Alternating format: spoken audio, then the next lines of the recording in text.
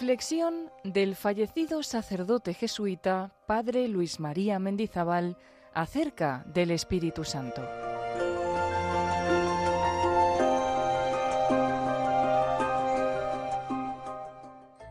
El corazón de Cristo nos da el Espíritu Santo. Veíamos cómo Jesús anunciaba que Él comunicaría el Espíritu Santo.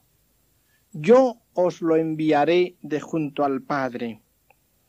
Vamos a acercarnos con mirada contemplativa y amorosa al momento mismo culminante de la hora de Jesús. En el ambiente del Calvario hay una afirmación de San Juan. Jesús gritó: «Tengo sed». Los mejores exegetas actuales ven en esa sed de Jesús ciertamente una sed física, ardiente, pero sobre todo la sed de la realización de su redención, del cumplimiento total de la redención, de la comunicación del Espíritu Santo. Ven en San Juan unida la sed a la comunicación del Espíritu. Jesús tiene pues sed de que se cumpla. Por eso, según otros de los evangelistas, Jesús gritará después: «Consumatum est», se ha cumplido. En San Juan esa sed suele estar vinculada al Espíritu. La sed de Jesús en la escena de la Samaritana, sed de que aquella mujer tenga fe en Él, reciba su palabra, que se haga luego en ella espíritu. Y también el grito de Jesús en la fiesta de los tabernáculos: «El que tenga sed, que venga a mí, y beba quien cree en mí». San Juan termina la escena del Calvario con esta frase misteriosa: «E inclinando la cabeza, entregó el Espíritu». Ese inclinar Jesús la cabeza significa el acto supremo redentor. En San Juan aparece Jesús adelantándose él mismo en la pasión. En el momento del prendimiento, Jesús se adelanta a los que vienen a prenderlo, y Él les pregunta, y Él se entrega. Es el amor que se ofrece libremente. Y en el momento de la muerte, Jesús se adelanta a la muerte, inclina la cabeza antes de que la muerte le derribe. Es Él, pues, el que libremente inclina la cabeza, en un acto de amor, en un acto de aceptación, en un sí que podríamos llamar cósmico, total, pleno, a la voluntad del Padre. Inclinando la cabeza, ¿a quién? En San Juan tenemos insinuado hacia quién inclina Jesús la cabeza. Nos recalca el evangelista que al pie de la cruz estaba María, su madre, y Juan, el discípulo amado. Por lo tanto, al inclinar la cabeza en ese gesto, que es al mismo tiempo, como lo indica el evangelista, entrega de su vida y entrega de su espíritu al mundo, al cual inclina la cabeza, entrega sobre todo a la Iglesia, que está representada por María y el discípulo amado. Inclinando la cabeza, entrega el Espíritu Santo. La frase de San Juan no sólo indica el hecho de que murió. Cuando Juan escribía el Evangelio, no se designaba con el término de entregar el Espíritu la muerte. Indudablemente Juan quiere decir mucho más. Quiere indicar que en la hora de Cristo se da el Espíritu, a través de esa muerte de Cristo, en la cual el evangelista ve ya anticipadamente inicialmente la glorificación de Cristo. A través de esa humanidad inmolada y glorificada de Cristo, se comunica a la Iglesia, se entrega a la Iglesia el Espíritu Santo. Tenemos que ver cómo en todos los puntos culminantes de la redención existe la indicación de la Iglesia. Y en este momento cumbre, el Espíritu Santo se entrega a la Iglesia. Hay otro paso complementario, que es la lanzada que abre el costado de Cristo, en la cual volvemos a ver de nuevo significada la comunicación del Espíritu Santo. En el capítulo 19, versículos 33 a 37, introducidos con la solemnidad que usa San Juan cuando quiere significar la presentación de una revelación fundamental, de un hecho trascendental, se nos dice cómo en aquel día solemne, que era un sábado grande, víspera del día solemne de la Pascua, recalca que él lo ha visto, que él dice la verdad, que así sucedió para que se cumpliese la Escritura. Por lo tanto, que es un suceso salvífico, mesiánico, fundamental. Y describe que un soldado con la lanza abrió el costado de Cristo y anota que al punto salió sangre y agua. Esa sangre y agua simboliza indudablemente la efusión de la vida nueva. Realiza de manera sorprendente la predicción de Jesús, la del capítulo 7 de San Juan, la que había interpretado el evangelista diciendo, según está escrito, de su seno brotarán torrentes de agua viva. Y ve esos torrentes brotando materialmente de la carne inmolada y glorificada, porque Juan a esa carne de Cristo la ve glorificada, con la perspectiva de la resurrección y de la glorificación, y ve simbolizada en esa sangre y agua la efusión del Espíritu. En ese paso recalca San Juan la permanencia de la efusión del Espíritu más allá de la muerte de Jesús. No termina con su acción sobre la tierra. Y precisamente a partir de su humanidad inmolada y glorificada, se comunica a los hombres los torrentes del Espíritu de Dios.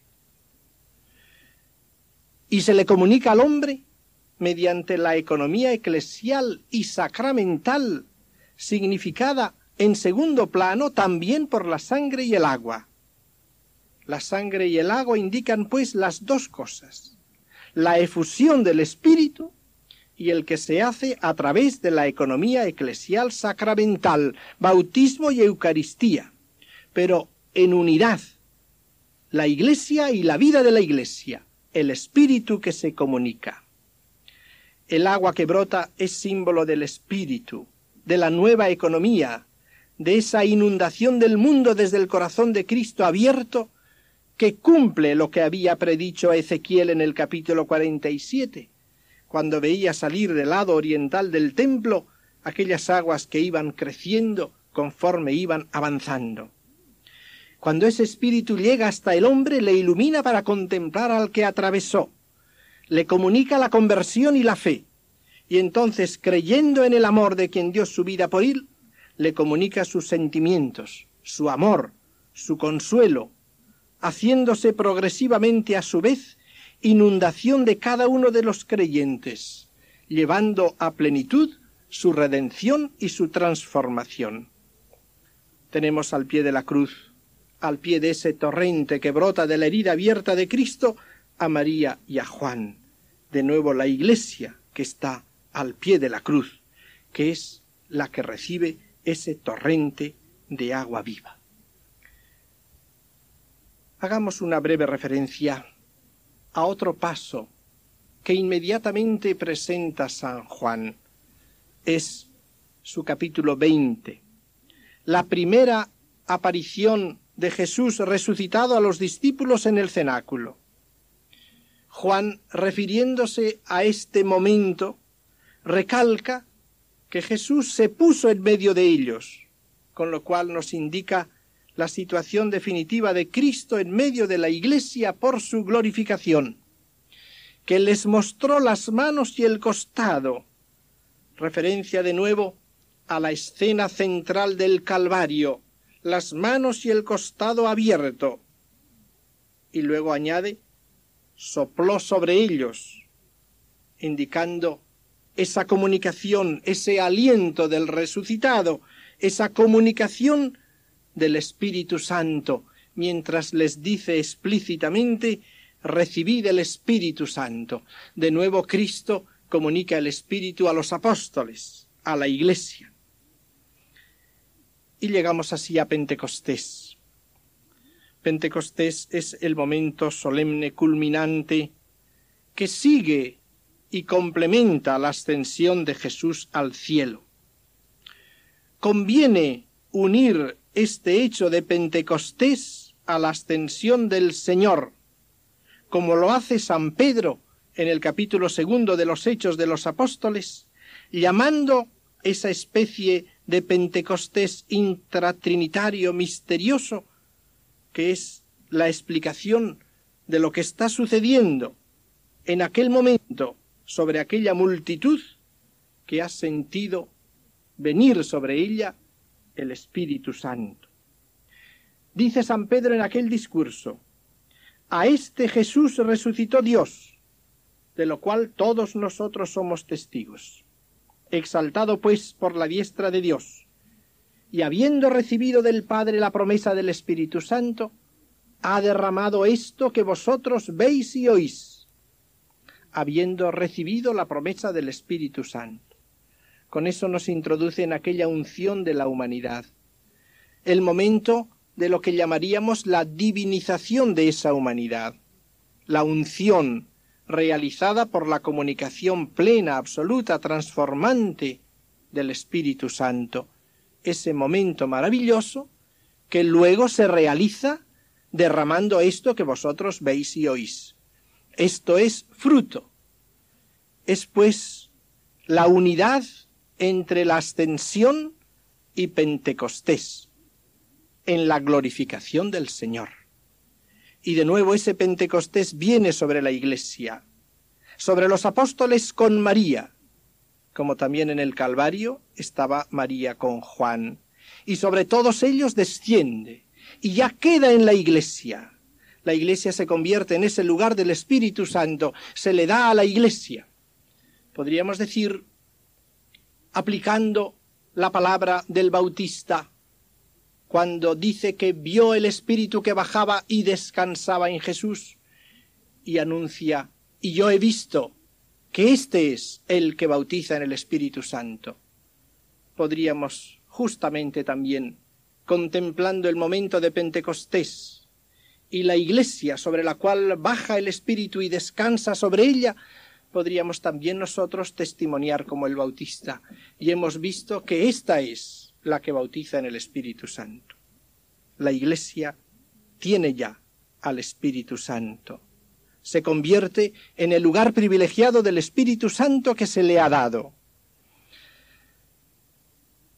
Toda esta visión de Cristo glorificado, de Cristo inmolado glorioso, que está comunicando continuamente a la Iglesia y a los miembros de la Iglesia su Espíritu en don perpetuo, en don estable, lo vemos expresada en el Apocalipsis capítulo 22. Sabemos que el Apocalipsis es como la teología de la historia, de la vida de cada uno de nosotros, como la dimensión trascendente de la vida del hombre y de la vida de la Iglesia. Y en ese capítulo 22 aparece el Cordero junto al trono de Dios como inmolado. Es Cristo inmolado glorioso. Y del trono de Dios y del Cordero, como inmolado glorioso, brota el torrente que transforma la ciudad, que hace del desierto un paraíso. Es la efusión continua del Espíritu al mundo, que viene precisamente y brota de la humanidad inmolada y glorificada de Cristo, de ese Cristo que ha sido asumido en la vida trinitaria. Ahí tenemos la verdad fundamental que San Juan quiere recalcar a través de todos estos pasos. La verdad fundamental es esta, que de la carne inmolada y glorificada de Cristo se expande sobre los hombres el Espíritu de Dios. Mejor quizás todavía. Decíamos que del corazón de Cristo se nos comunica el Espíritu Santo, porque, como indicábamos, esa comunicación no es a manera de una acción exterior, sino es amando como comunica el Espíritu Santo. Como procede del Padre y del Hijo por amor, así también se comunica al hombre del Padre y del Hijo y de la humanidad de Cristo que ha sido asumida, que esta es la obra maravillosa de Dios. La humanidad misma de Cristo es asumida como coprincipio de la comunicación al mundo del Espíritu Santo, como coprincipio de amor, que amando, alentando con su corazón humano, da el Espíritu para que con él alentemos y amemos. Como dice Jesús en la oración sacerdotal, para que el amor con que me amaste esté en ellos y yo en ellos. Es pues profundamente verdad que el corazón de Cristo nos da el Espíritu Santo. Cristo envía así el Espíritu como lo había prometido de junto al Padre. Cristo y el Padre, como único principio, nos comunican el Espíritu. Lo envían de manera que su amor humano es asumido como coprincipio de la comunicación al mundo del Espíritu Santo. Esto quiere decir que su corazón palpitante de amor humano, que su corazón en cuanto a realidad total del amor de su humanidad glorificada, es coprincipio de esa comunicación al mundo del Espíritu Santo. Y por cierto, no como un coprincipio que una vez actuó, sino como continuo coprincipio de continua comunicación del Espíritu Santo. Y Cristo así como cabeza informa con espíritu vital a todos los miembros de su cuerpo. Pero esa donación del Espíritu que Cristo realiza en Pentecostés no se da simplemente a cada uno como directamente, aisladamente, sino Cristo infunde el Espíritu en la Iglesia.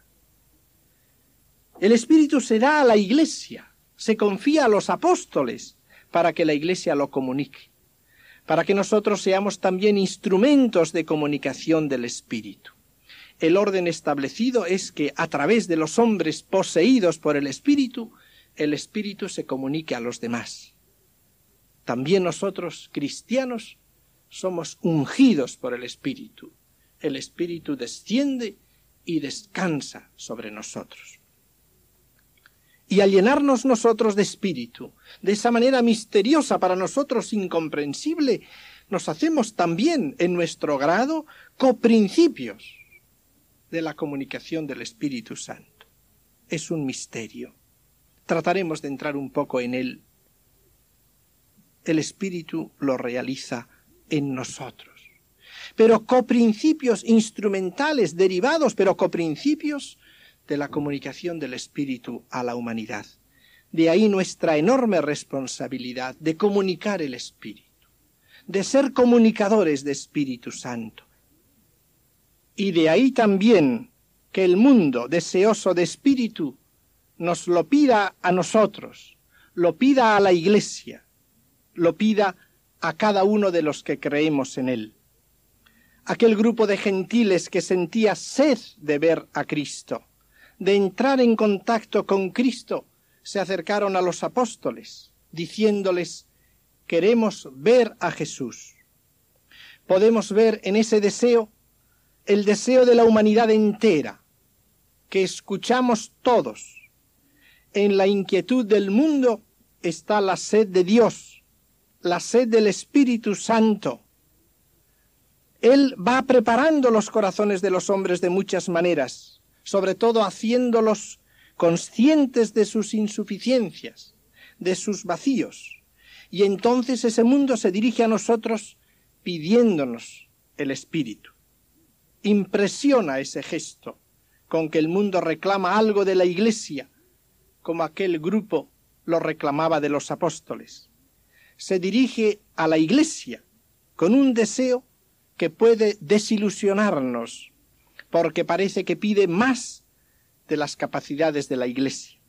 Y sin embargo, el Espíritu quiere bajar a este mundo por medio de la Iglesia. Y para ello tenemos que ser conscientes de que lo quiere hacer a través de nosotros. Nos hallamos, pues, en una nueva época, en una nueva economía. El Espíritu Santo se nos ha dado. ¿Qué significa ese don? Ese dar, como ya sugeríamos, tiene un doble extremo, el que da y el que recibe. Estábamos viendo cómo Cristo lo da, pero, dice Santo Tomás, en la primera parte de la Suma Teológica, precisamente al hablar del Espíritu Santo, que cuando una cosa se da, pasa a ser propiedad del que recibe. Por tanto, decir que se da el Espíritu es decir que el Espíritu se hace del hombre, que el Espíritu se hace nuestro, el Espíritu de Cristo y nuestro. Es el matiz que vamos a indicar ahora brevemente. Hay aquí una comunicación de posesión, no que deje de ser Espíritu de Dios, pero hay una transmisión de posesión. Evidentemente, cuando hablamos ahora de posesión lo entendemos en el sentido afectivo real, verdadero, no en el sentido de una propiedad jurídica. Así se entiende cuando hablamos de dar en términos de amor. En el amor hay un paso que es la entrega de amor. Y la entrega de amor hace que el que se entrega amando se haga posesión del amado. San Juan de la Cruz, en la estrofa tercera de la llama de amor viva, refiere cómo Dios al alma, en un momento de elevación espiritual, le dice con rostro lleno de gracias y con gran alegría del alma: soy tuyo y para ti, y me alegro de ser lo que soy, para ser tuyo y para darme a ti. Esta es la realidad espiritual, ese soy tuyo. Y en el orden del amor se entiende ser tuyo, no como simple propiedad jurídica, que la cosa va por otro camino, pero ese ser tuyo es real. Se hacen los dos una unidad verdadera. Y este es el primer efecto del don del Espíritu a la Iglesia y al cristiano, el más radical, el nuevo, del que hablan tanto ya los profetas, el que Jesús mismo había prometido: os daré el Espíritu, y os daré para que esté en vosotros, dentro de vosotros. El primer efecto, pues, del don de Jesús en Pentecostés es que ya el Espíritu es Espíritu de la Iglesia, es Espíritu del cristiano, es posesión amorosa y descanso unitivo radical.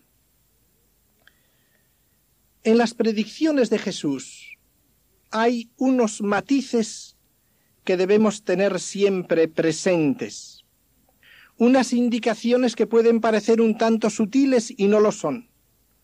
Por ejemplo, dice Jesús en el capítulo 14, el mundo no puede ver al Espíritu Santo, en cambio vosotros lo conocéis y le habéis visto, y lo conocéis porque permanece junto a vosotros y estará en vosotros. Cuando se analiza con calma este pasaje, vemos unos matices interesantes. Primero se habla en presente, lo conocéis ya, lo habéis visto en el pasado. Y luego se añade en futuro, estará en vosotros. La explicación más probable de este paso, manteniendo con precisión el valor de cada uno de los términos, parece ser la siguiente. Jesús quiere decirles a los discípulos que el mundo no puede ver al Espíritu Santo, no lo puede recibir porque no lo ha reconocido en él, en la acción de Jesús. Y como no lo ha reconocido y no cree en Jesús, no va a recibir el Espíritu Santo. En cambio vosotros sí lo habéis visto, lo conocéis, lo habéis visto en Cristo, lo habéis visto en las acciones de Jesús, lo conocéis, está a vuestro lado en la persona de Jesús, en la acción de Jesús, en la obra de Jesús, permanece junto a vosotros, en cuanto que está en Cristo y Cristo está junto a ellos. Y porque vosotros lo habéis visto en mí, lo habéis reconocido y lo habéis creído, entonces estará en vosotros. Este será el don futuro del Espíritu, cuando ya no simplemente estará junto a ellos, sino dentro de ellos, y permanecerá en vosotros para siempre. Pero este primer aspecto en el cual debemos detenernos es el más profundo de todos. Lo más importante del don del Espíritu es que Él se da. Estará en vosotros. Es decir, estará vivificándoos interiormente, y estando en nosotros actuará también en ayuda nuestra, en transformación nuestra, nos ayudará con su fuerza, lo que en el lenguaje del Sermón de la Cena se expresa con la palabra estará con vosotros. Realizará, estando en vosotros, el oficio de paráclito, el oficio de abogado, el oficio de testigo. Ese estar junto se refiere pues más a la acción del Espíritu. Ese estar en vosotros se refiere a la donación del Espíritu. Y esto es lo fundamental. Ahora bien, ese estar en nosotros el Espíritu es la realidad grandiosa por excelencia. Es la que realiza el ideal de Jesús. Que sean uno en nosotros, como tú, Padre, en mí y yo en ti. Que también ellos sean uno en nosotros. Es el don del Espíritu que hace que el Espíritu de Cristo sea ya nuestro Espíritu.